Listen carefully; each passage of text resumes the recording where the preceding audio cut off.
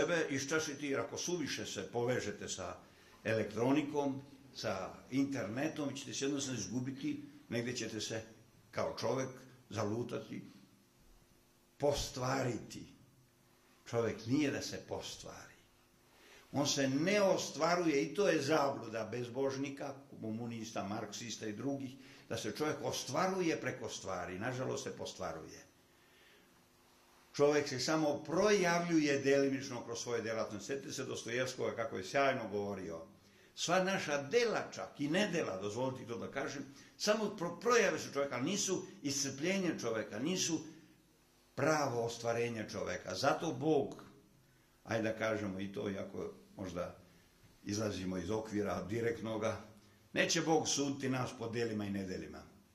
On bi onda bio jedan dobar računči, jedan dobar biznismen koji nagrađuje komu doprinosi, kažnjava komu šteti, ako je Bogu šteta naša zla dela, recimo ako mu nanose štetu što opet besmisleno, ili ako mu koriste naša dobra dela što opet besmisleno, sve to ne treba Bogu, niti mu šteti, niti mu koristi, ali da uzmemo taj pristup.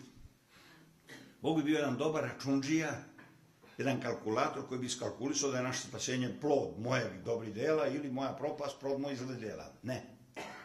Bog će gledati u čoveka da li vidi u njemu ikonu Božju, da li vidi lik sina svoga po kome je stvorio čoveka, da li u njemu ima još čoveka, da li se čovek stvarno ostvario,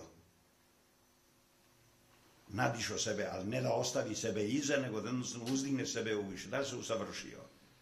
Zato je mogo razbojnik, ovih dana će biti, čućete, s desne strane, razbojnik, ubica. On se nije ni trunke pravdo, za razliku od levog razbojnika, spasao. Nije ono mogo ništa da doprinese onim nedelima, da ih ispravi.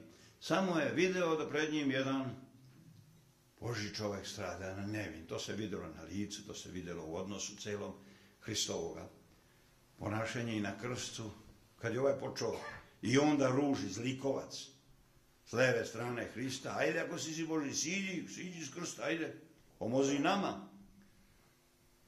A desni kaže, što si nečovek? Viš da on pravedno strada, mi kusamo ono što smo zakuvali. I onda ostavi to i kaže, pomeni me Gospode kada je u carstvu. Otkrio mu se Bog na krstu. Nema veće radosti od toga da je prvi ušao u raj razbojnik.